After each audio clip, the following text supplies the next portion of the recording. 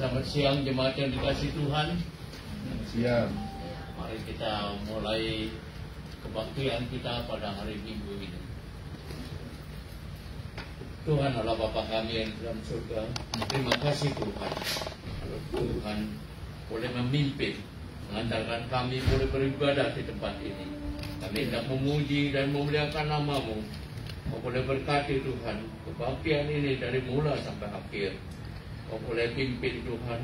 Kau kuasai kami satu persatu dengan Roh-Mu yang kudus Tuhan. Sehingga kami boleh mendengarkan firman-Mu dan boleh memuji dengan penuh sukacita. Pimpin kami Tuhan. Dalam nama Tuhan Yesus kami berdoa. Amin. Amin.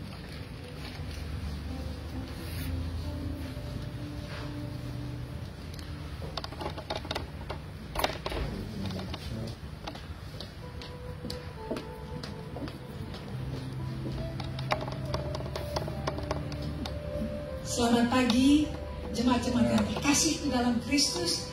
Terutama sekali, Happy Mother's Day to all of you yang berada di sini maupun yang masih dalam perjalanan dan juga yang online.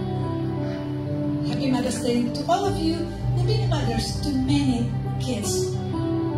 Even though you're not a mother, Happy Mother's Day. Lagu yang pertama ini saya pilih khusus untuk ibu-ibu yang senior seperti saya sendiri, karena saya tahu pekerjaan ibu itu is the most important job and the toughest job in the world. Dilakukan dengan unconditional love, unlimited dedication, and bottomless sacrifice. 365 hari per tahun, ya tante? Tiap hari sebagai ibu kita berkorban dan banyak melakukan hal-hal untuk anak kita. Baru setelah saya mempunyai 3 anak, baru saya mengerti apa maknanya sebagai ibu itu. Dan sekarang di dalam golden years, Tante Olha, Tante Juliana, dan mami saya juga yang sudah diberkati Tuhan, lagu ini saya khusus pilih untuk ibu-ibu sekalian. Marilah kita berhimpun dengan lagu Aku Tangguh Kan Hari Esok.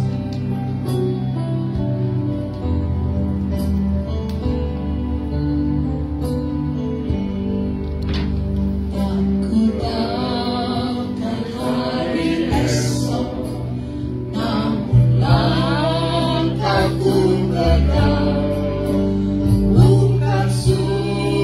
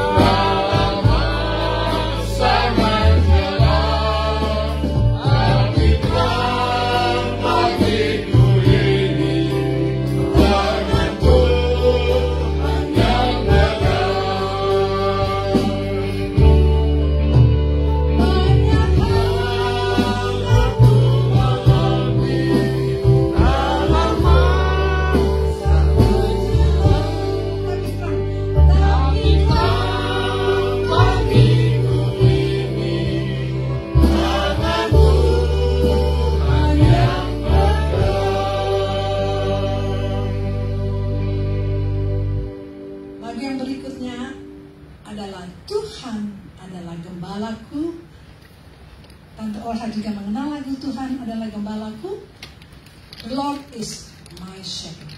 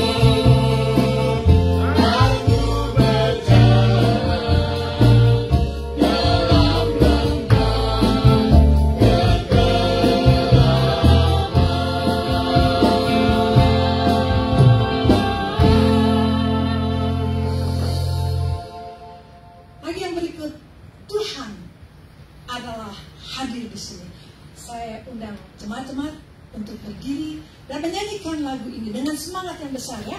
Tuhan Allah hadir di sini.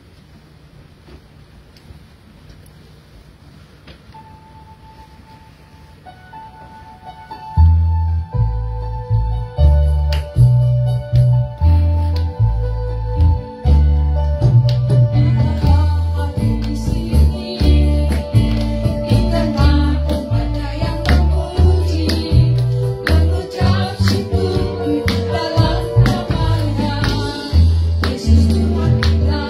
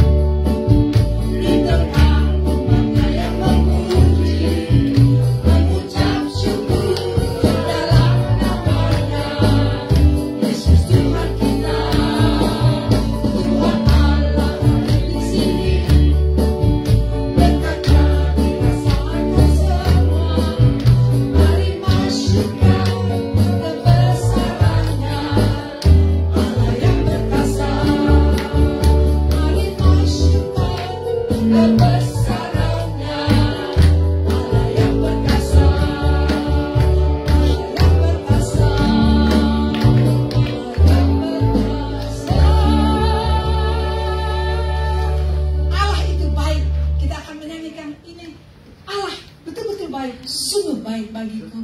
Jika pagi ini kita bisa bangun berdiri, itu adalah berkat Tuhan.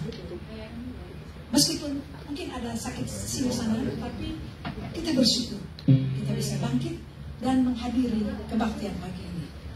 Marilah kita menyanyikan lagu Allah itu baik, sungguh baik bagiku.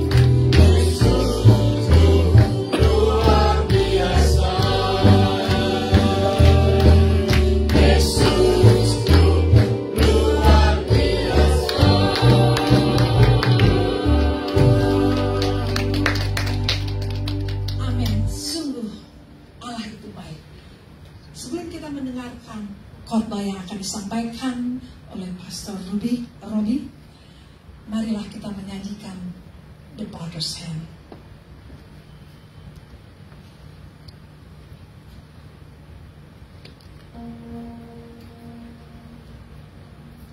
The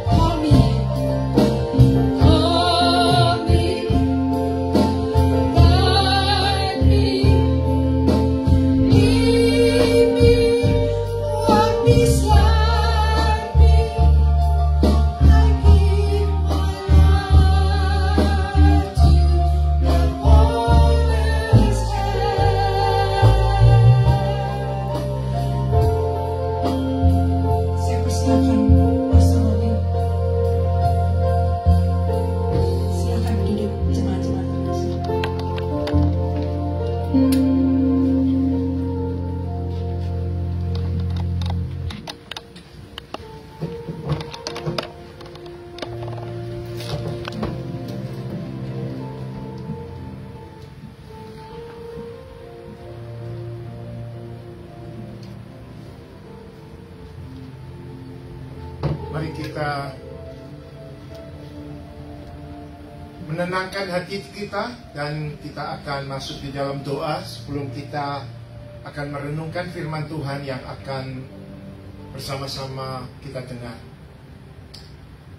Bapa di dalam surga yang telah memberikan kepada kami Tuhan Yesus Kristus, firman yang hidup, kami mau Tuhan mendengarkan Engkau berbicara kepada kami.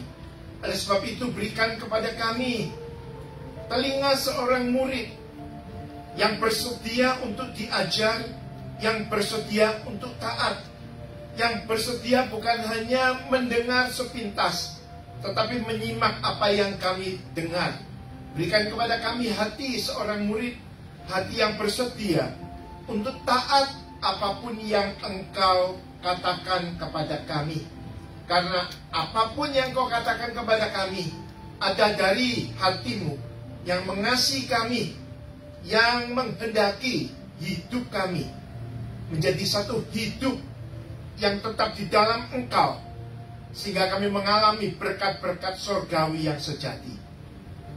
Bersabdalah Tuhan, kami siap mendengarkan firman-Mu dari awal sampai akhir, dalam nama Tuhan Yesus. Amin. Bapak, Ibu, dan Saudara sekalian, bisa didengar? Bisa.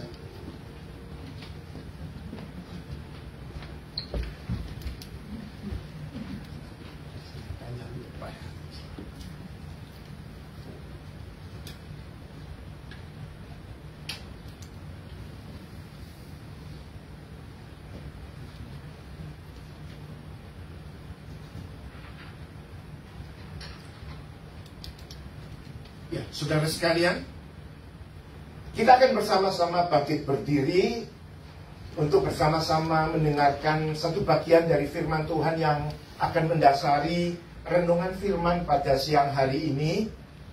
Dari Matius pasal yang ke-15 ayat 21 sampai 28. Kalau tidak keberatan, minta Pak Andre bisa menampilkan. Saya akan membacakan bagian ini untuk kita semua. Demikianlah firman Tuhan dari Matius pasal ke-15 ayat 21 sampai dengan yang ke-28. Lalu Tuhan Yesus pergi dari situ dan menyingkir ke daerah Tirus dan Sidon. Maka datanglah seorang perempuan Kanaan dari daerah itu dan berseru, "Kasihilah aku, Tuhan, anak Daud, karena anakku perempuan kerasukan setan dan sangat menderita." Ayat 23. Tetapi Yesus sama sekali tidak menjawabnya. Lalu datanglah murid-muridnya dan meminta kepadanya, "Suruhlah ia pergi." Ia mengikuti kita dengan berteriak-teriak. Jawab Yesus, "Aku diutus hanya kepada domba-domba yang hilang dari umat Israel." Tetapi perempuan itu mendekat dan menyembah Dia sambil berkata, "Tuhan, tolonglah aku." Tetapi Yesus menjawab, "Tidak patut mengambil roti yang disediakan bagi anak-anak dan melemparkannya kepada anjing." Kata perempuan itu, "Benar Tuhan, namun anjing itu makan rema-rema yang jatuh dari meja tuannya." Maka Yesus menjawab dan berkata kepadanya, "Hai ibu, besar imanmu, maka jadilah kepadamu seperti yang kau kehendaki." Dan seketika itu juga anaknya sembuh. Saya ulangi sendiri ayat yang ke-28.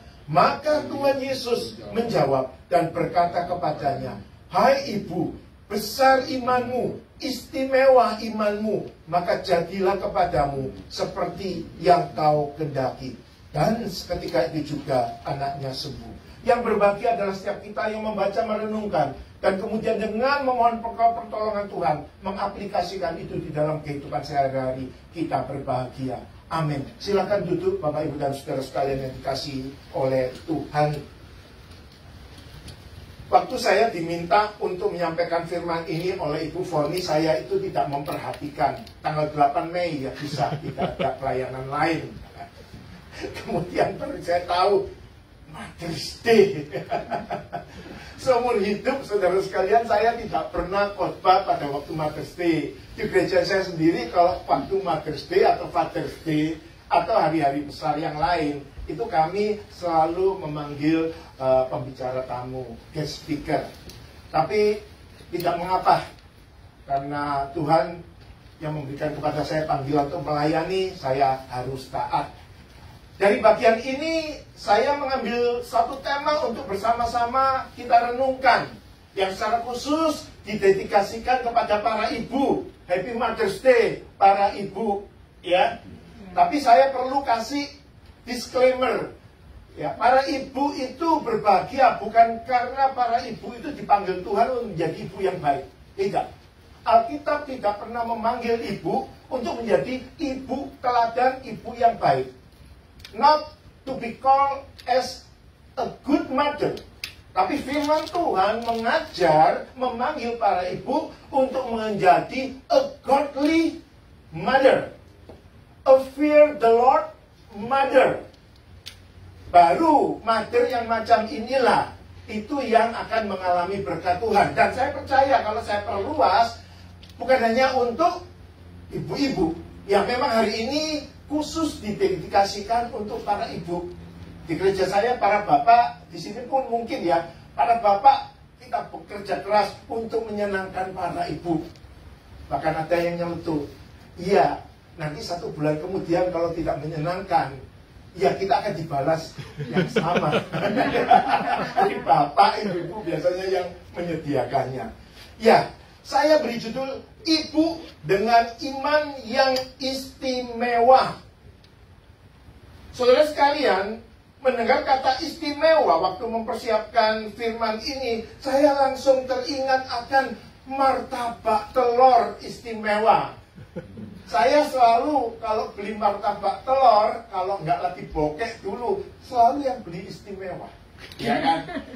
Yang tinggal di Jakarta, beli mie Abun atau beli mie Bangka, kalau kita punya uang kita mau yang istimewa. Nah, biasanya yang istimewa itu yang apa? Yang istimewa itu yang pasti ukurannya besar, ya kan? Yang jumbo.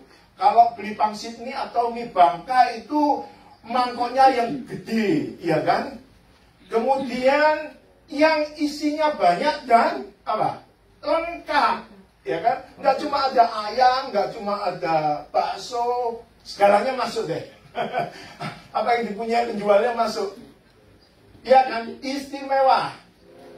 Dan juga apalagi kalau sesuatu istimewa, harganya mahal. Iya. Ini adalah satu hal yang biasa.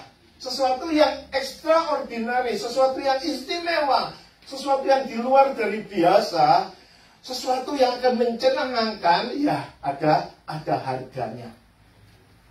Hari ini kita akan merenungkan iman istimewa yang dimiliki oleh seorang wanita, seorang ibu.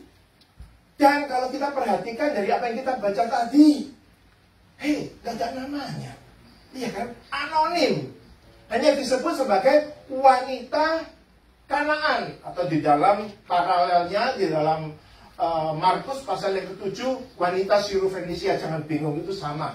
Artinya dia a Gentile mom, a Gentile woman. Wanita yang bukan orang Israel. Wanita yang tidak masuk hitungan karena tidak akan masuk di dalam surga, kata keyakinan orang-orang Israel. Tetapi kita melihat dari bacaan tadi, Tuhan Yesus memuji imannya. Jarang Tuhan Yesus itu memuji iman seseorang. Di dalam Injil tidak banyak orang yang dipuji imannya sebagai iman yang besar. Bahkan Thomas, murid eksklusif Tuhan Yesus, salah satu dari 12 murid aja, ya kan, tidak memiliki iman semacam ini. Dan yang saya itu terpesona dengan Alkitab adalah bahwa Alkitab ini seringkali dituduh ini buku yang menyepelekan, yang merendahkan, yang menomorduakan, yang memarginalkan wanita. Tapi sebenarnya kalau kita meneliti, luar biasa. Ini adalah Alkitab, kitab yang walaupun yang menulis itu di dalam budaya patriark, yang pria itu memegang kendali dan lain sebagainya, wanita itu memperoleh satu tempat yang istimewa. Nah, saudara sekalian, cukuplah untuk pembukaan. Saya nggak sedang berdiskusi tentang kulineran, ya. Tapi bagaimana pada hari Ibu ini kita akan merenungkan iman istimewa dari wanita anonim ini yang datang pada Tuhan Yesus. Terjadinya lebih dari 2000 tahun yang lalu. Ada gap waktu antara kita dengan wanita ini. Tetapi saya mempercayai iman yang ditunjukkan oleh wanita ini adalah iman yang tetap relevan. Kapan saja Injil dicatat, diberitakan, iman ini akan menjadi iman yang bukan hanya mempesona, tapi yang akan memberkati, mengubah kehidupan orang-orang yang mendengar iman ini dikupas. Saudara sekalian, wanita Kanaan ini, saudara sekalian, bukan orang Israel. Dan ini hanya dikisahkan di dalam Injil Matius dan Injil Markus. Matius 15 yang kita baca tadi, dan Markus 7 ayat 24 sampai 30. Tuhan Yesus baru saja mengalami satu pelayanan yang sangat intens di wilayah orang Yahudi di daerah Galilea. Dia memang sudah sangat terkenal, menyembuhkan banyak orang, membangkitkan orang-orang tertentu, melakukan keajaiban-keajaiban yang spektakuler, mengajar tidak seperti para imam Yahudi. Mengajarnya begitu inovatif, penuh dengan karisma, sehingga orang itu terpesona dan terberkati. Tetapi terjadi kontroversi antara Tuhan Yesus dengan orang-orang Farisi itu. Bukan bagian sebelumnya, kalau kita lihat itu kontroversinya tentang apa? Makanan. Tapi dengan panjang lebar Tuhan Yesus bilang, nggak ada yang halal dengan haram dengan makanan. Justru yang tidak halal itu yang keluar dari hati. Dan itu membuat para pemimpin Yahudi itu marah dan mulai melakukan satu oposisi yang makin membahayakan Tuhan Yesus. Dalam pergumulan ini Tuhan Yesus menyingkir. Dia justru menyingkir itu ke wilayah utara barat, ya itu apa itu? Northwestern. Itu ke arah orang-orang wilayah yang non-Yahudi, ke daerah Tirus dan Sidon. Itu Libanon modern sekarang ini. Nah, di dalam Injil Markus kita tahu dia masuk ke sebuah rumah diam-diam, tidak ketahui banyak orang karena dia mau retreat mungkin di sana retreat. Tapi tidak bisa, orang banyak tetap aja berbondong-bondong termasuk ibu ini. Nah, di sini saudara sekalian, peristiwa yang dicatat di dalam Matius tadi itu terjadi. Inilah konteks peristiwa perjumpaan Yesus dengan wanita Kanaan itu. Saudara sekalian, siang ini saya mengajak kita bersama-sama untuk merenungkan tentang iman wanita ini. Kita mau belajar tentang bagaimana beriman itu. Bagaimana beriman meneladani wanita ini. Yaitu iman yang dipuji luar biasa oleh Tuhan Yesus. Iman yang kita tahu akan memberkati dia dengan luar biasa. Ada 3 hal tentang beriman yang bersama-sama kita akan renungkan. Yang pertama, saudara sekalian, yang pertama, beriman itu tidak dapat dipisahkan dari pribadi Yesus dan firman-Nya. Sekali lagi, beriman tidak dapat dipisahkan dari pribadi Yesus dan firman-Nya. Ini beriman yang nanti akan bisa dipuji dan diberkati oleh Tuhan Yesus. Saudara sekalian, kalau saya tanya, iman itu berawal dari apa sih menurut Alkitab? Iman itu percaya, sinonim. Tapi iman atau percaya itu datangnya dari apa? Dari kata orang? Dari internet? Dari cellphone? Waktu itu belum ada cellphone ya. Ya, saudara, kalau kita membaca Roma 10 ayat yang ke-17, Rasul Paulus menulis demikian. Jadi iman timbul dari pendengaran, dan pendengaran oleh firman Kristus. Jadi iman itu muncul, tumbuh, berkembang, makin kuat, membuat kita itu berkenan kepada Tuhan, awalnya dari mendengar firman Tuhan. Nah, saudara sekalian, wanita ini sangat mungkin telah mendengar hal-hal tentang Tuhan Yesus. Karena pada waktu itu nama Tuhan Yesus telah terkenal. Dan bukan hanya di Galilea, di daerah wilayah Palestina, tapi juga nyiprat ke wilayah-wilayah sekitarnya, wilayah-wilayah orang yang bukan Yahudi, wilayah-wilayah orang kafir. Saudara, jangan dikira hanya kita saja yang hidup di zaman internet, cellphone ini, yang sebuah berita itu bisa begitu cepat didengar, ya kan? Pada zaman dulu, getok tular pakai mulut itu membuat berita itu cepat juga. Ya, memang tidak secepat sekarang. Tetapi jangan dikira apa yang dilakukan Tuhan Yesus yang sangat spektakuler, menyembuhkan, mengusir setan dan lain sebagainya, itu tidak didengar oleh orang-orang di wilayah sekitar Palestina. Dan salah satu yang mendengarnya adalah wanita ini. Mendengar tentang Tuhan Yesus dan pekerjaannya memunculkan sesuatu kepada dia. Saudara sekalian, benih-benih iman telah muncul di dalam dirinya. Dan apalagi waktu itu dia sedang mengalami masalah. Kita tahu anaknya dirasuk setan.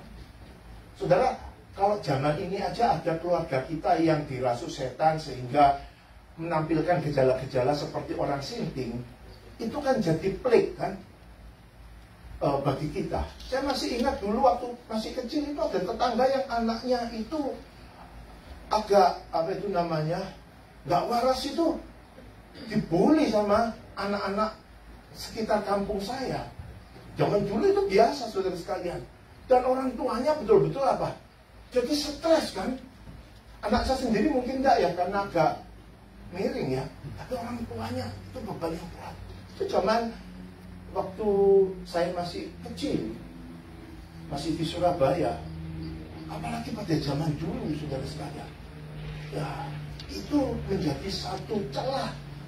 Hal-hal yang memalukan di dalam keluarga ini. Jadi pergumulan bagi wanita ini ketika anaknya itu dirasuk setan dengan manifestasi yang macam-macam, ya kan? Saya dulu beberapa kali pelayanan untuk kerasukan setan. Ada anak kecil yang kerasukan setan, umur 6 tahun. Itu tidak berani lihat terang sampai mamanya itu memasukkan dia ke tempat yang semua jendelanya ditutupi korden. Sampai kayak begitu, karena kalau tidak, anaknya itu sudah berteriak-teriak seperti babi disembelih. Jadi, ya, dan ketika kami melayani, ya, memang tidak seperti anak pada umumnya. Ada yang kerasukan setan itu mukanya itu berubah, perilakunya itu seperti binatang, perilakunya itu sangat garang. Dia tidak ingat apa-apa. Jadi bayangkan, inilah pergumulan dia. Nah, saya membayangkan, di dalam Alkitab tidak ada. Orang dulu itu adalah orang yang belum ada internet, belum ada TV, tidak ada film Korea yang panjang itu, sehingga bapak-bapak dan ibu-ibunya itu lebih banyak waktu konon itu untuk apa? Untuk berpikir, ya kan? Untuk berdoa. Jangan dibilang orang dulu itu tidak rohani. Orang dulu lebih rohani daripada orang sekarang. Orang sekarang termasuk pendeta harus bergumul, ya kan? Karena ada cellphone, ada apa, itu semua informasi, hiburan itu bisa diakses semau-mau kita. Sehingga disuruh duduk untuk merenung sesuatu itu kan kita sepertinya itu duduk di atas wajan panas, iya kan? Tapi orang dulu, jadi orang dulu banyak merenung, banyak berdoa, dan saya percaya dia juga mendoakan. Dia berdoa untuk anaknya. Dan ketika dia mendengar, Yesus yang didengarnya, yang dirindukannya supaya datang, ternyata masuk ke daerahnya. Saudara sekalian, apa yang terjadi? Pastilah wanita ini kemudian berusaha dengan segala cara untuk apa? Untuk menemui Tuhan Yesus. Jadi iman itu berkaitan dengan firman yang didengar. Oleh sebab itu kita di zaman abad ke-21 ini, prinsip Allah tidak berubah. Iman kita itu makin kuat, bukan karena kita bertapa di gua-gua, bukan karena kita berpuasa. Puasa boleh, tapi puasa itu kalau tidak disertai dengan doa dan baca firman, gampang dibohongi setan. Saya selalu bilang sama jemaat saya, kamu boleh berdoa 24 jam sehari, tapi kalau kamu malas baca Alkitab, kamu dibohongi, kamu tidak tahu. Iya kan? Iblis bilang A, padahal bukan A. Kita nggak tahu, cuma doa aja. Yang tahu apa? Firman Tuhan. Tuhan Yesus bisa mengatasi pencobaan yang di Matius 4 itu karena apa? Karena Tuhan Yesus bukan hanya tahu, tapi Tuhan Yesus mengerti firman Tuhan. Jadi inilah iman itu. Kemudian yang kedua dari bagian ini, kita juga bisa melihat beriman itu atau iman itu relasional. Banyak orang Kristen yang berpikiran bahwa iman itu seperti kesaktian atau seperti energi yang dicurahkan, yang kemudian mengumpul dan progresif makin lama makin memenuhi kita. Di dalam Alkitab nggak ada semacam itu.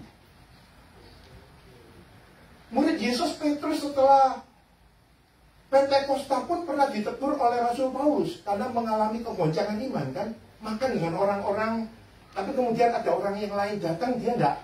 Jadi sepertinya bersifat seperti berpura-pura, ditegur oleh Rasul Paulus, mengalami satu iman yang sedang mengalami kegoncangan. Jadi saudara sekalian, kalau kita memperhatikan Alkitab, iman itu relasional.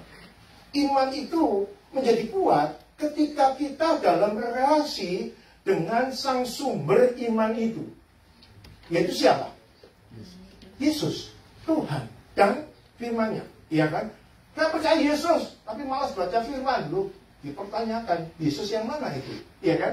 Nanti bisa keliru Yesusnya ajaran-ajaran sesat yang lain, iya kan?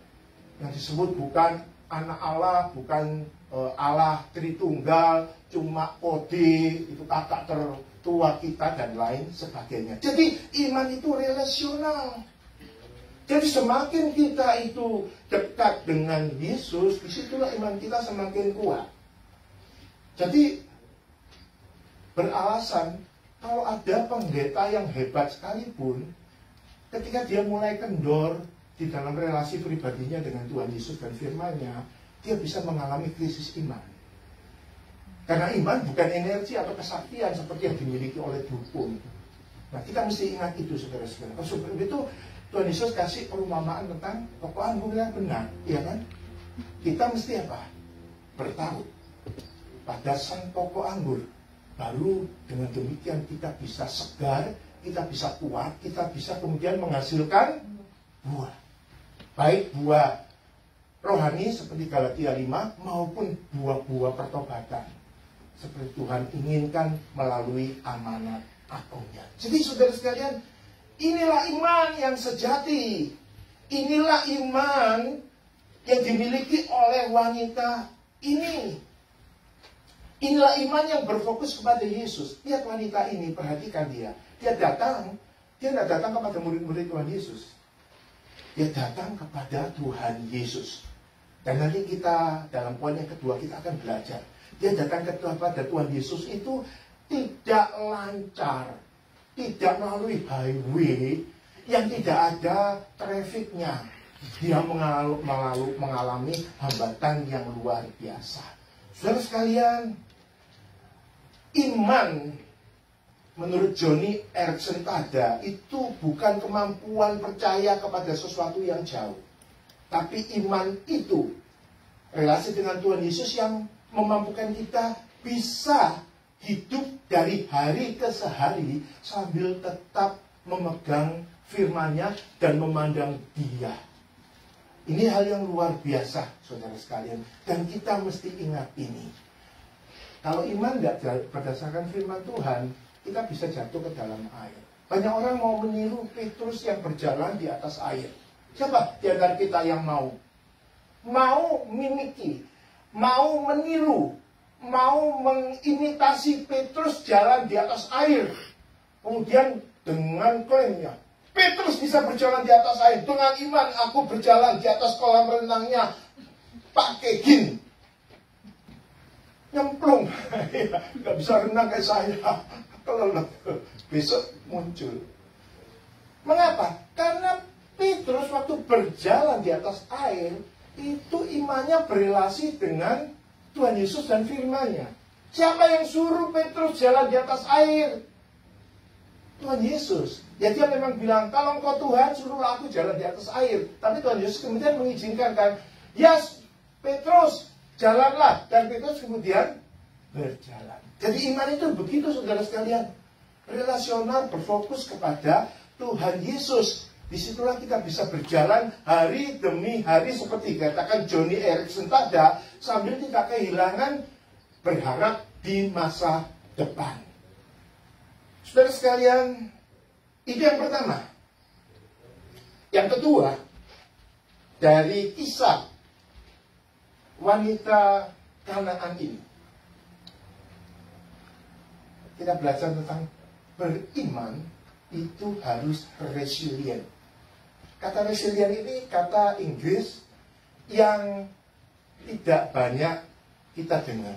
Tapi kata resilient ini, saya teliti kamus Inggris itu dikatakan kata yang luar biasa.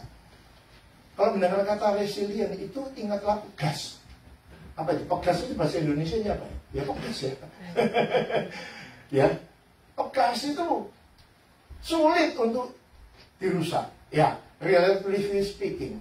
Kemudian kalau kita mau tekan, apa yang terjadi? Setelah ditekan sampai kita itu berkeringat seperti saya ini, nekan ini dia ngekan ini gede-gede kayak Arnold Schwarzenegger atau The Rock itu. Setelah tekanannya dilepaskan, apa yang terjadi? Pegasnya enak aja. Iya kan? Itu resilient, saudara sekalian. Jadi resilient itu didefinisikan sebagai sesuatu yang tahan banting, sesuatu yang ulet, sesuatu yang tahan tekanan, sesuatu yang meskipun ada tantangan tetap persisten. Persisten itu artinya apa? Terus maju walaupun ada tantangan, itu persisten. Dan tetap bertahan. Saudara, inilah. Jadi beriman itu harus seperti ini. Nah, saudara, mari kita perhatikan wanita ini. Ini wanita kafir. Ada pergumulan. Sudah dengar Yesus. Dan dia beriman. Ada benih-benih iman. Dan dia datang kepada Tuhan Yesus. Karena iman tadi kan ada relasi. Iman harus berfokus kepada Yesus dan firman-Nya. Tapi ketika dia datang kepada Tuhan Yesus, saudara sekalian, apa yang terjadi di dalam ayat yang ke-23? Kalau kita masih membuka Matius tadi, dikatakan demikian, tetapi Yesus sama sekali tidak menjawabnya. Kalau saya katakan gini, ada seseorang datang kepada Pastor Robi, tetapi Pastor Robi sama sekali tidak menjawabnya. Artinya apa? Total, absolut. Diam Pastor Robi, tidak menjawab apa-apa. Ya kan? Padahal wanita ini berteriak-teriak dengan sepenuh hatinya, memanggil Yesus Tuhan, Kurios, Master, ya Tuhan artinya. Tapi yang kedua itu, dan dikatakan memanggil Tuhan Yesus apa? Anak Daud. Sudah sekalian, maka kenapa saya tadi katakan di dalam dirinya ada benih-benih iman, karena dia mendengar apa yang dilakukan dan diajarkan oleh Tuhan Yesus di tempat yang lain. Karena di sini dia memanggil Tuhan Yesus itu anak Daud. Ini istimewa, saudara sekalian. Kalau memanggil Tuhan Yesus Tuhan atau Rabi, itu biasa. Anak Daud, itu artinya apa? Mesias. Banyak orang Israel sendiri pun itu yang tidak paham konsep anak Daud. Banyak orang Israel sendiri pun yang memahami konsep Mesias itu secara politik. Ya kan? Raja yang datang seperti Daud mempersatukan kembali seluruh Israel, menguasai dunia, membawa kita kepada kegemilangan, membuat kita makmur. Saudara, anak Daud adalah satu sebutan khusus untuk Yesus yang datang sebagai Mesias, yang datang untuk mati di kayu salib, yang datang untuk menyelamatkan kita semua sebagai anak domba Allah. Dan wanita Kanaan mengatakan ini. Makanya saya katakan tadi ada benih-benih iman yang sejati di dalam dirinya. Tapi dikatakan sekalipun dia sudah mengatakan itu, Tuhan Yesus sama sekali tidak menjawabnya.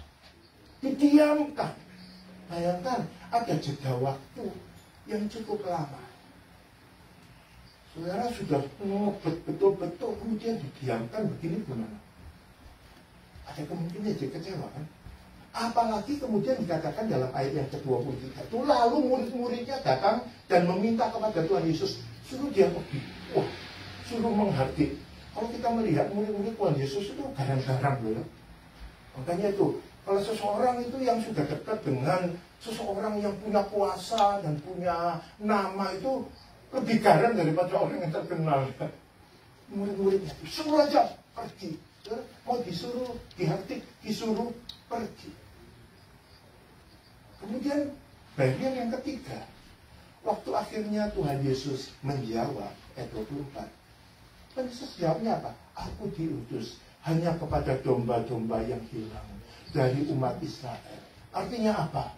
Dia tidak masuk himpunan orang-orang ini, karena dia adalah orang Kanaan. Dia adalah orang Siro Fenisia yang tinggal di Syria. Orang Yunani keturunan dari orang-orang Kanaan, ada keturunannya itu. Tapi dia itu tidak nyerah, saudara sekalian. Kemudian Tuhan Yesus masih menambah lagi kata, tidak patut mengambil roti yang disediakan bagi anak-anak dan melemparkannya kepada anjing kecil, pet. Anjing pet, ini bukan anjing geladak, anjing pet. Dan kita senang kan, mungkin kita di rumah ada gitu ya. Saya nggak senang punya anjing pet, tapi saya kalau lihat senang, itu lucu gitu kan. Bahkan ada yang sampai tidur di peraduanku. Suami atau istrinya didiemin aja, anjingnya yang dipeluk di elus-elus. Itu anjingnya gini. Luar biasa, tapi wanita ini tidak mundur. Wanita yang beriman ini bahkan berkata, benar Tuhan, namun anjing itu makan remah-remah yang jatuh dari meja tuannya. Saudara sekalian, inilah iman yang resilient itu. Inilah iman yang ditunjukkan oleh wanita kafir ini. Maka tidak heran Tuhan Yesus itu kemudian mengatakan, memuji, ini iman yang besar, ini iman yang istimewa. Saudara sekalian, kalau Tuhan Yesus sekarang melihat kehidupan iman kita, apakah Tuhan Yesus akan memuji yang demikian itu? Saudara sekalian, hidup beriman di dalam dunia ini tidak mudah. Jadi jangan berasumsi hidup beriman itu mudah. Saya tadi baru dari Long Beach, yang khotbah adalah Pak Andreas Hanafi, ya kan? Pak Hanafi itu terlibat intens di dalam misi dunia. Dia sudah punya ratusan gereja yang didirikan dari nol di Afrika. Tadi dia cerita tentang bagaimana misi dia itu di Timur Tengah dan juga di Cina. Di Timur Tengah itu yang datang ke gereja itu justru orang-orang yang sungguh-sungguh. Dan pada masa COVID justru jumlahnya makin banyak.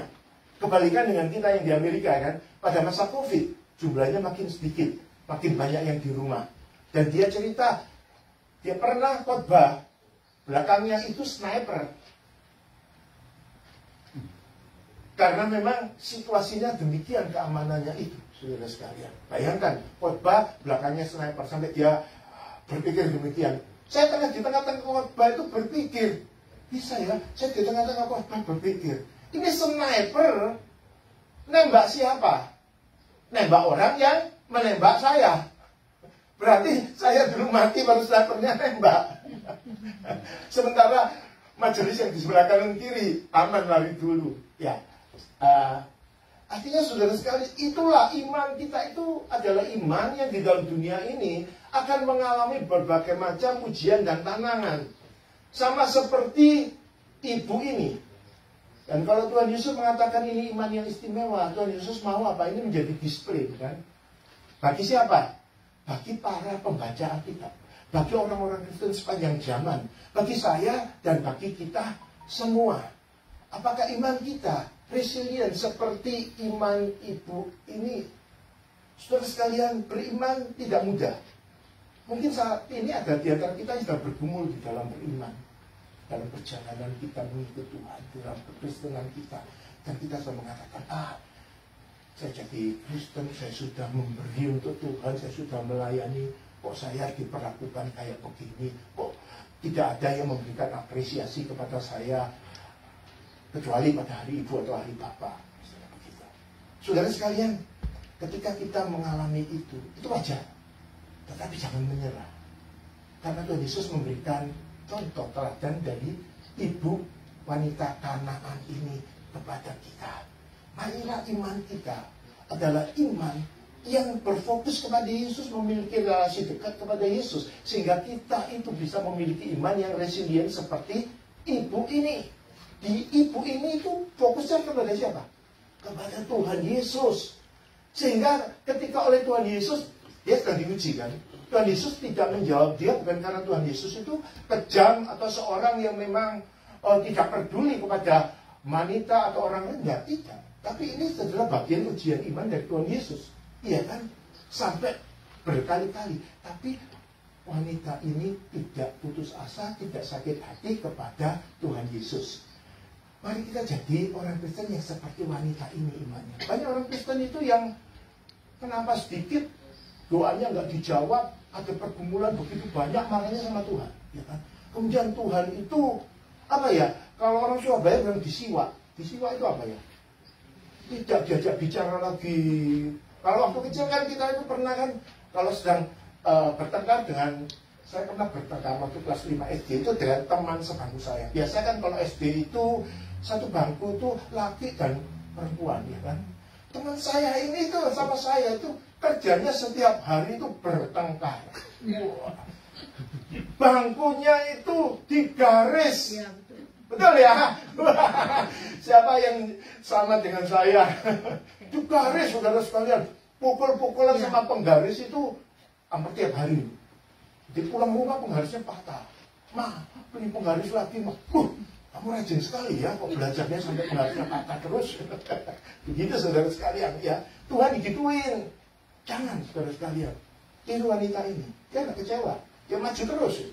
Kelihatannya kan datang berteriak. Begitu kan didiami, malah apa? Menyembah. Apa kan menyembah? Memohon. Jadi ini luar biasa gitu. Ya, tetap maju dengan sopan santun. Tapi Tuhan itu senang loh kalau kita tetap maju, tetap ngeyel, tetap resilient kepada Dia, seperti wanita ini, saudara sekalian. Jadilah seperti wanita ini imannya. Saya juga belajar, saudara sekalian. Sama seperti kita ini semua hamba Tuhan, pendeta, penginjil, jemaat awal ini semua di dalam sekolahnya Tuhan. Iya kan? Masing-masing itu kita mengalami pendisiplinan, pendidikan iman. Mari seperti wanita ini, saudara sekalian. Beriman kepada Tuhan harus resilient. Beriman artinya bersedia menelan segala hal yang Tuhan izinkan terjadi. Tapi itu diizinkan itu apa? Untuk membuat iman kita itu makin tegar, makin teguh, makin kuat. Makin tidak seperti budir atau tahu. Iman seperti tahu enak. Tapi kalau imannya seperti tahu adalah iman yang sangat lunak, bukan? Kita kalau tahu, sapu tahu, senangnya tahunya yang bukan extra firm kan? Tahunya yang soft. Kalau iman tidak boleh kayak begitu, saudara sekalian. Dan akan mendapatkan berkat. Jadi saudara sekalian, inilah iman yang dipuji oleh Tuhan Yesus. Inilah iman yang jarang ditemui. Karena ada Alkitab yang mengatakan, ketika aku datang, anak manusia datang, aku tidak mendapati iman di dunia ini. Artinya, iman itu tidak banyak dimiliki orang. Dan justru itu challenge-nya untuk kita. Mari teladani iman yang resilient dari wanita ini. Maka hidup kita akan mengalami satu pertumbuhan iman. Hidup kita akan jadi berkat. Bukan hanya bagi kita sendiri, bagi keluarga dan bagi sesama saudara seiman dan orang-orang yang belum kenal Tuhan. Yang terakhir, beriman yang sejati itu adalah beriman yang dipuji Tuhan. Banyak orang yang menggembur-gemburkan iman dia, ya kan? Ya, saya sudah punya iman yang luar biasa, saya mau menyembuhkan di sana sini dan lain sebagainya. Sepertinya iman dia itu kayak kesaktian. Saudara sekalian, perhatikan kasus wanita ini. Saudara sekalian, wanita ini tidak mengatakan, lihat imanku begitu besar, aku memandang kepada Yesus, berfokus kepada Yesus, pantang menyerah, tetap maju dengan sopan, dan akhirnya anakku disembuhkan, imanku besar. Dia tidak mengatakan itu, saudara sekalian. Bukan demikian. Imannya besar, imannya luar biasa, imannya seperti martabak telur istimewa. Karena apa? Karena Tuhan Yesus yang muji. Jadi ini kita mesti hati-hati, saudara sekalian. Hai ibu, besar imanmu, maka jadilah kepadamu seperti yang kau kehendaki. Dia pulang apa enggak, saudara sekalian? Atau dia duduk depok di situ? Tuhan, sama-sama aku ke rumahku. Jadi katakan, saudara sekalian, ini sama seperti apa itu namanya, orang centurion itu, perwira itu, yang dikatakan, ya, hambamu sembuh. Dia pulang. Padahal dia ke Tuhan Yesus itu berjalannya lama. Sama seperti wanita ini, mungkin dia hidup di desa yang lain. Dia melakukan perjalanan cukup panjang. Sekarang Tuhan Yesus bilang, pulang, imanmu luar biasa. Dia pulang, saudara sekalian. Gak ada jaminan apa-apa loh, iya kan? Gak ada surat hitam di atas putih dengan notaris. Iya toh? Kalau bohongnya gimana? Sudah pulang jalan berjam-jam, anaknya masih teriak-teriak, iya kan? Iman yang jati adalah iman yang sungguh-sungguh mempercayai Tuhan Yesus dan melakukannya. Jadi iman yang dipuji Tuhan itu adalah iman yang hidup. Iman yang bukan hanya di atas kertas. Iman yang bukan hanya teori. Iman yang bukan hanya di sebatas perkataan. Tapi ini iman yang oleh Yakobus dikatakan apa? Iman yang disertai apa? Tindakan. Bukan tindakan ketidaktaatan, tapi iman yang hidup adalah iman yang disertai dengan tindakan iman. Dia pulang, memegang perkataan Tuhan Yesus, dan dikatakan seketika juga anaknya sembuh. Jadi waktu Tuhan Yesus ngomong, anaknya sudah sembuh. Waktu dia pulang, dia menemui anaknya yang sudah waras, yang sudah normal. Sepertinya ada batu karang, boulder yang besar terangkat dari diri dia. Bayangkan bagaimana sukacitanya dia. Dan pada saat yang sama, bagaimana imannya kemudian menjadi semakin apa? Semakin kuat. Kecintaannya kepada Tuhan Yesus semakin dalam. Dan ini dikatakan kepada seorang ibu. Maka oleh karena itu saya berdoa untuk ibu-ibu Maranatha, supaya memiliki iman yang seperti ibu ini. Inilah iman yang akan memberkati engkau. Tetapi iman ini bukan hanya eksklusif untuk ibu-ibu. Karena Alkitab dicatat untuk para bapak, untuk orang-orang yang lain. Kita perlu untuk meneladani iman yang seperti ini. Iman yang berfokus kepada Tuhan Yesus dan firman-Nya. Iman yang resilient, tahan banting, pantang menyerah. Iman yang dipuji oleh Tuhan Yesus. Dan inilah iman yang diberkati.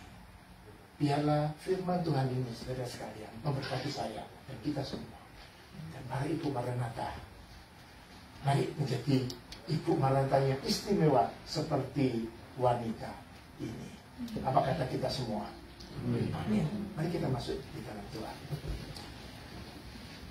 Bapa di surga, kami mengucap syukur Engkau memberikan ibu kepada setiap kami. Dan ya Tuhan, Engkau memanggil kami bukan hanya menjadi good mother, tetapi menjadi godly mother. Bukan hanya menjadi good Christian, tetapi menjadi godly Christian. Orang-orang Kristen yang takut Tuhan. Orang-orang Kristen yang imannya berfokus pada Yesus dan firman-Nya. yang resilient, yang dipuji oleh Tuhan. Karena iman itu iman yang hidup. Karena iman itu adalah iman yang melakukan tindakan sesuai dengan perkataan Tuhan Yesus dan ketaatan total. Terima kasih Tuhan. Berkati para ibu Maranatha, berkati semua jemaat, supaya mereka menjadi anak-anak Tuhan yang memiliki iman seperti wanita Kanaan ini, dan hidupnya diberkati, hidupnya menjadi berkat bagi banyak orang. Dalam nama Tuhan Yesus, hamba-Mu berdoa. Amin. Amin.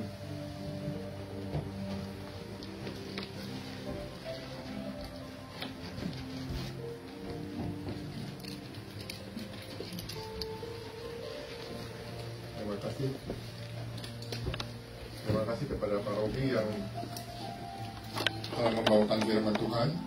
Kira-kiranya firman Tuhan ini bisa menguatkan kita, mengingatkan kita akan kasih Tuhan yang begitu besar kepada kita semua. Tadi saudara kita diberi kesempatan untuk berdoa bersama. Siapa pada siang hari ini? Mari saudara berdoa. Tuhan Allah Bapa kami dalam surga, Bapa yang penuh kasih, Bapa yang memelihara kami ya Tuhan. Tuhan, Bapa yang menyelamatkan kami, yang mau peduli akan kami ya Tuhan dalam kehidupan kami. Terima kasih segala berkat, atas berkat-berkat-Mu kepada kami, pemeliharaan-Mu selama kami hidup ya Tuhan, terutama kami hidup yang di Amerika ini ya Tuhan. Biar kiranya Tuhan berkati negara ini ya Tuhan. Seberapa banyak tantangan negara ini yang harus dihadapi, tetapi Tuhan ikut campur ya Tuhan. Tuhan mengasihi Amerika ini ya Tuhan, di mana kami bisa hidup bersama-sama ya Tuhan. Tuhan, terima kasih ya Tuhan. Kami juga berdoa untuk kami ya Tuhan, di dalam kehidupan kami sehari-hari. Mungkin kami banyak mengalami hal-hal yang kurang begitu baik ya Tuhan, terutama mengenai kesehatan kami satu persatu ya Tuhan. Tuhan menilik anak-Mu ya Tuhan, di dalam kehidupan kami ya Tuhan. Siapa saja anggota Maranatha ini ya Tuhan, Tuhan tidak meninggalkan kami satu persatu, terutama kami yang beriman kepada Tuhan, yang bisa memohon kepada Tuhan, belas kasihan Tuhan kepada kami ya Tuhan. Walaupun kami harus menghadapi banyak sakit penyakit ya Tuhan, tetapi Tuhan beri kekuatan kepada kami, beri penghiburan kepada kami ya Tuhan. Biar kiranya Tuhan, kuasa Tuhan, kami bisa berharap supaya kami bisa disembuhkan ya Tuhan. Kami juga tidak menyebut ya Tuhan satu persatu ya Tuhan, bahwa kami juga banyak sekali yang banyak mengalami ya Tuhan, terutama kami yang sudah lanjut ya Tuhan, baik yang lanjut maupun yang tidak, yang masih muda ya Tuhan. Biarlah kiranya Tuhan menolong kami supaya bisa melewati hari-hari kami dengan rasa syukur kepada Tuhan dan selalu berharap kepada Tuhan. Terima kasih ya Tuhan. Kami menyerahkan doa kami ini hanya di dalam nama Tuhan kami Yesus Kristus. Amin. Amin.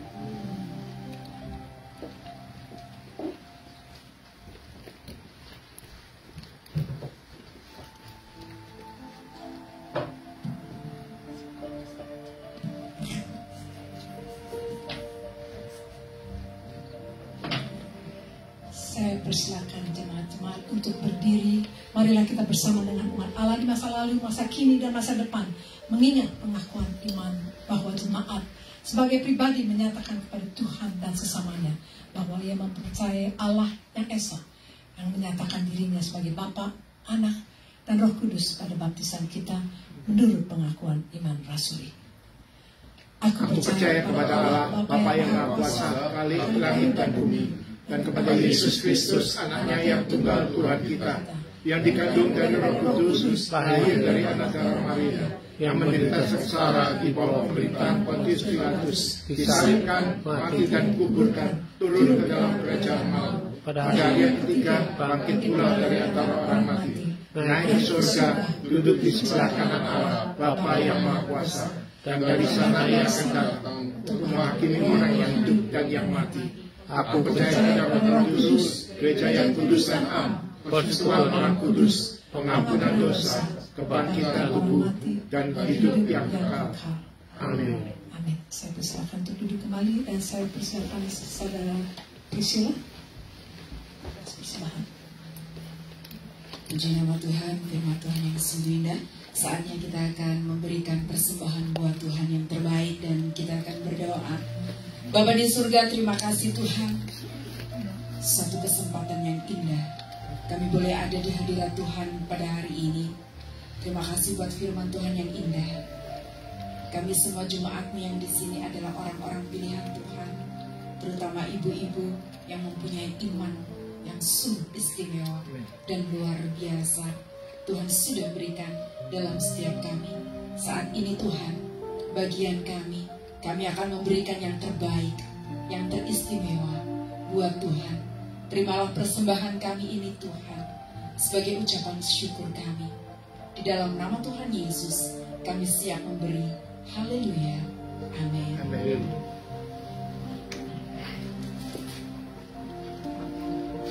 Mari kita menyanyikan lagu I Thank You Lord. I thank you Lord for the trials that come my way. In that way I can grow each day as I let you lead. I thank you Lord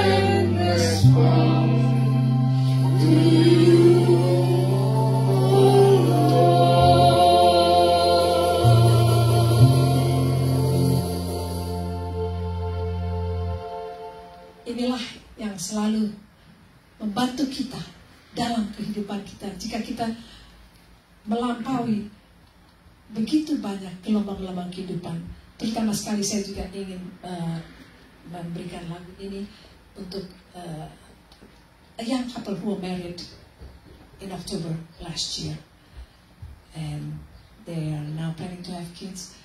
However, the Lord has put an obstacle, and she was found to have breast cancer and has been operated and now going through chemotherapy. She is only 31 years old, and she's my daughter-in-law. So, I hope that this song will help them weather the storm. Lagu yang terakhir, Maranatha, dan setelah itu we would like to have the benediction with Pastor. Marilah saya persilakan saudara-saudara untuk berdiri kembali. Maranatha.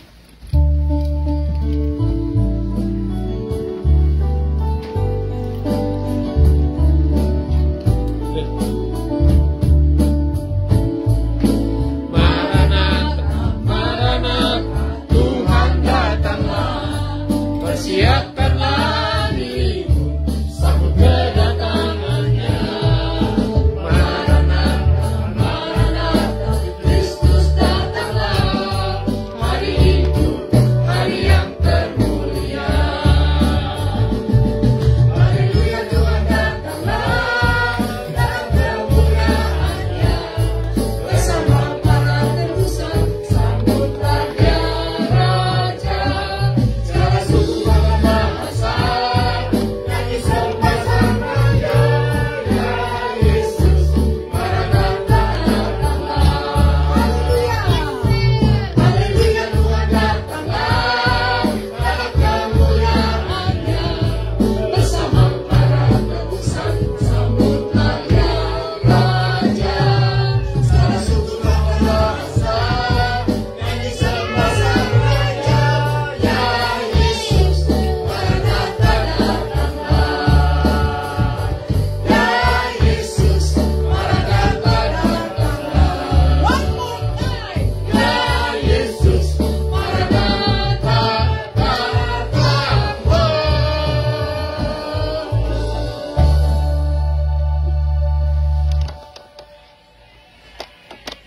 ibu-ibu Harvest yang diberkati Tuhan dan semua jemaat yang dikasihi Tuhan. Kita pulang, kita masuk ke dalam dunia nyata, tetapi jangan menjadi takut dan gentar. Jangan menjadi iman menjadi lemah. Karena Tuhan Sang Immanuel bukan hanya kala Natal saja. Dia adalah Immanuel di sepanjang kehidupan kita setiap saat. Itulah yang memberikan penghiburan kita. Dan kini terimalah berkat Tuhan. Kasih karunia Tuhan kita Yesus Kristus, kasih Allah Bapa di dalam persekutuan kekal Allah Roh Kudus menyertai kita saat ini sampai selama-lamanya, sampai Maranatha Tuhan Yesus datang untuk yang kedua kalinya. Di dalam nama Allah Bapa, Allah Putra, dan Allah Roh Kudus. Amin. Silakan duduk, mengucap syukur. Tuhan memberkati kita semua.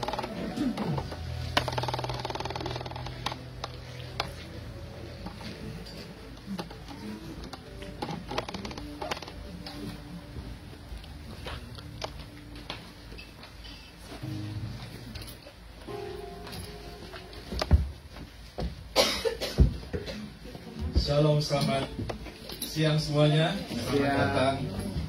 Terima kasih untuk kedatangannya kita puji Tuhan oleh bersama-sama puji Tuhan. Dan minggu depan ibadah akan dibawakan, firman Tuhan akan dibawakan oleh siapa ya? Pak Pipi ya? Oh sorry, Pak Pipi ya. Dan hari ini ada hal yang istimewa, yaitu Hari Ibu. Kita menghormati ibu-ibu yang telah susah payah untuk merawat kita dari bayi itu susahnya sampai akhirnya kita menjadi gede-gede begini ya. Tua-tua. Gede-gede? Tua-tua. Ya. Dan kita mau memberikan tanda terima kasih untuk mama-mama kita, untuk ibu-ibu kita. Kita mau bagikan bunga. Kita mau acara sederhana saja. Ini jadi anak-anak ngasihkan ke mama, dan kalau nggak ada anak-anaknya, suami mengasihkan istrinya atau ibunya namanya. So, siapa mau bantu?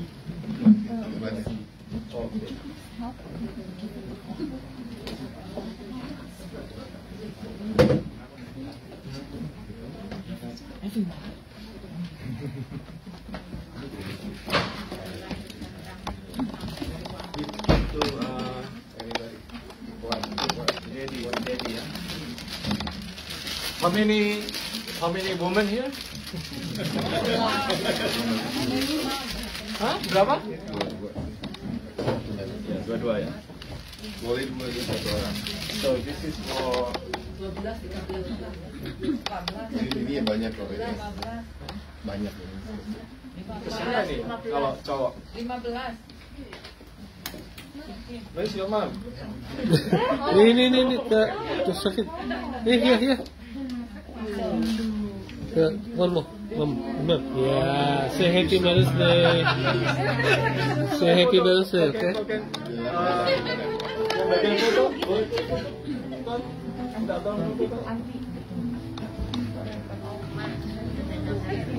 Jadi bunganya dibagi dulu, lalu kita kasih ke bareng-bareng dan akan difoto sama Tono. Dan kita nyanyikan lagu apa? Lagu Doa ibuku. gimana itu? Baik.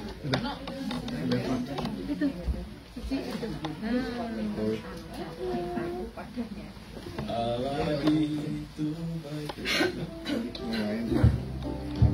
Here. Say happy Mother's Day. One more, take one more. Yeah.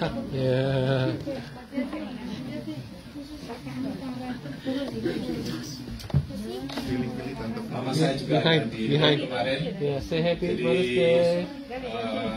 saya nggak pernah bertemu dengan Mama selama 5 tahun gara-gara COVID ini, dan akhirnya kemarin ada ide Si Lili tuh. pakai video WhatsApp. Biasanya cuma telepon ya, jadi nggak melihat Mama. Dan kemarin Ya, udah. saya sempat melihat Mama, dan Mama sudah lebih tua dan lebih karena di pandemi kan ya di rumah aja, nggak boleh jalan-jalan gitu. Tapi bersyukur Mama baik-baik, sehat-sehat, dan kita nyanyikan Allah itu baik. Terima kasih. Ini latihan nggak biasa. Oh, ini ada spesial makanan juga dari Iya. belum.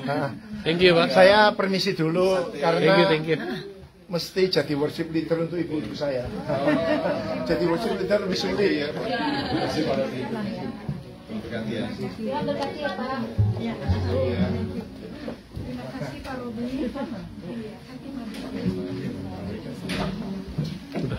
Udah kasih amplop.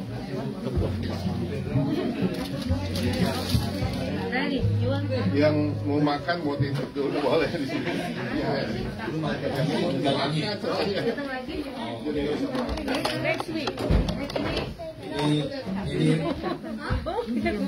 Ini masih lebih nih. Tapi katanya mau kasih yang ini. Oh iya. Ada yang mau kasih yang Buat Tante Kristina. Mau karena Ya, mau berapa? Buat dua apa satu? Dua. Kalau 24. Di tempat. Oke. Yang ini. Kristina, Tres, Dia nih, iya kasih ke kami, kasih 2. Oh, yang ini dua. Berarti yang nggak bisa makan, dia orang teknis di sini nggak bisa makan. Mau megang yang gini nggak bisa makan. Taruh di sini. Dia kasih Kristina, Tres mau diantar ya.